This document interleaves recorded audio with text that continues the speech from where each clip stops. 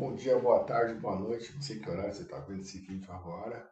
Começando mais uma hora do recreio, uma semana decisiva para quem trabalha com educação pública. Hoje, dia 3 de maio, nós estamos começando com a aplicação da nossa necrogestão no Rio Grande do Sul.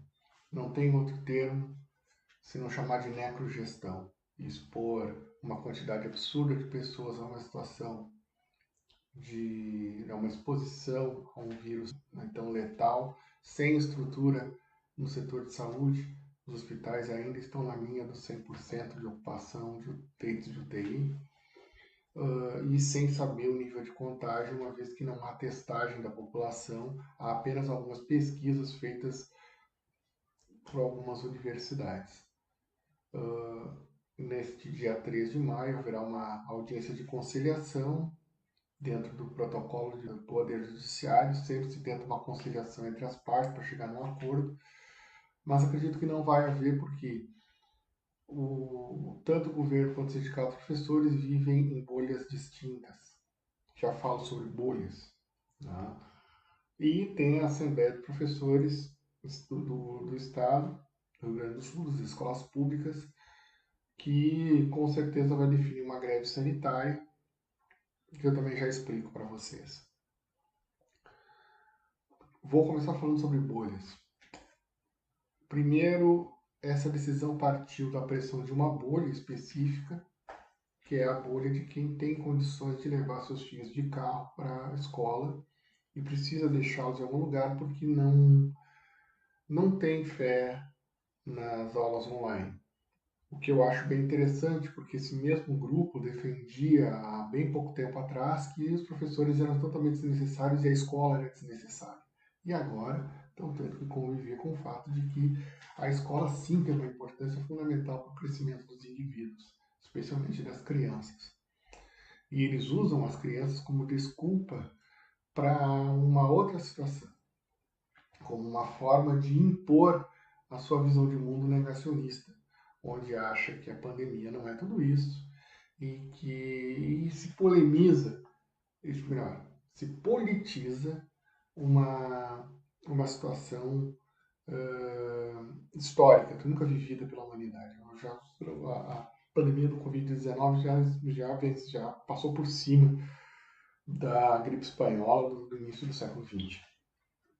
Então, numa oportunidade política, eles viram uma oportunidade de impor para a maioria a sua vontade. Por que eu falo isso? Porque o Eduardo Leite, o governador do estado do Rio Grande do Sul, ele estava adotando uma postura meio termo, porque ele quer ser uma via alternativa nas eleições de 22.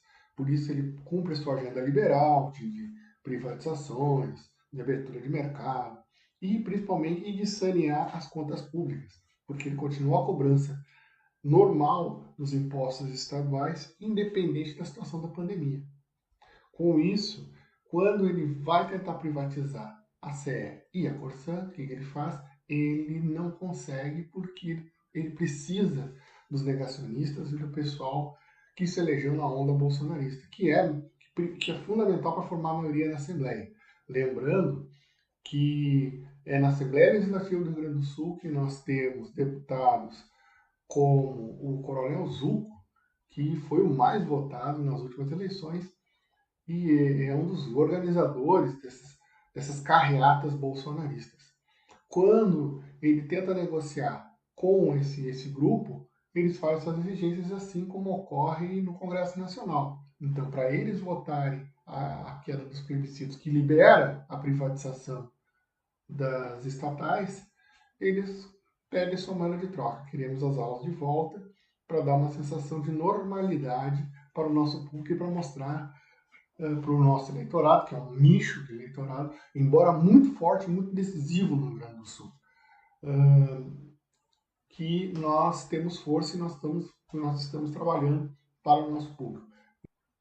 Nesse contexto, ele acaba liberando as aulas para as escolas, assim, um projeto totalmente voltado para as escolas particulares que têm condições e que investiram, justamente investiram em EPIs, em uma estrutura para dar segurança para os pais, mas isso é inviável sem liberar as escolas públicas, essas sucateadas e sem condições.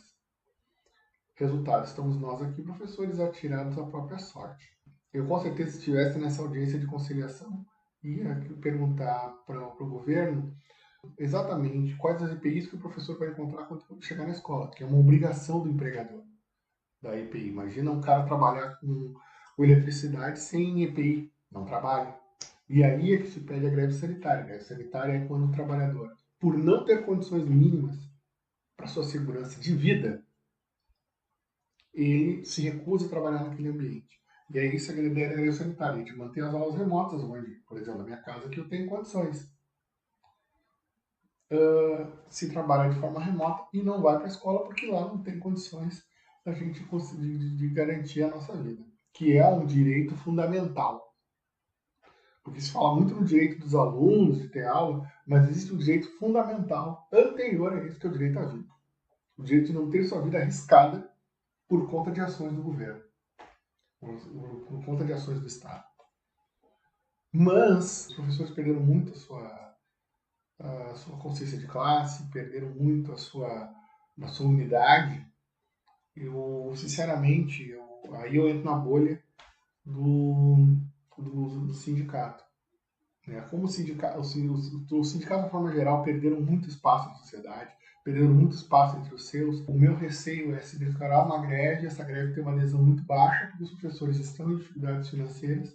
Nós temos segmentos inteiros que estão sob ameaça, especialmente o pessoal das séries iniciais, que eles estão muito sob ameaça em função da municipalização das, do ensino fundamental. Então, eles têm menos alunos, então eles têm medo de perder ainda esses poucos alunos que têm, aí porventura o seu emprego esteja ameaçado. Isso o CPERS não discute. Ele não quer discutir isso. Ele quer pensar a questão macro, né? E aí, discutir a questão macro, ele se restringe ao seu micro, que é aquele grupo de professores ligados ao ativismo de esquerda, que é legítimo, é uma questão política, mas eu não vejo essas ações sindicais em outras questões que são muito mais amplas. Exemplo, assistência à saúde. Nenhum pneumologista no interior do estado do Rio Grande do Sul atende o plano de saúde dos professores. Então, o professor tem que pagar por fora, pós-Covid, como é o meu caso. Essa questão do ensino fundamental ele também não discute. A questão dos funcionários de escola. Eles já estão trabalhando sem EPI, o que é ilegal. E não se entra na Justiça do Trabalho para isso. Tá? A própria ação que interrompeu as aulas foi uma ação do CEPERS em conjunto com a Associação de Mães pela Democracia. Então não há esse protagonismo. Então é perigoso a gente entrar numa greve agora, porque não é hora para greve de vanguarda, é hora de greve de massa. E a gente está com dificuldade de unir, até mesmo de juntar numa assembleia professores que seja um número significativo.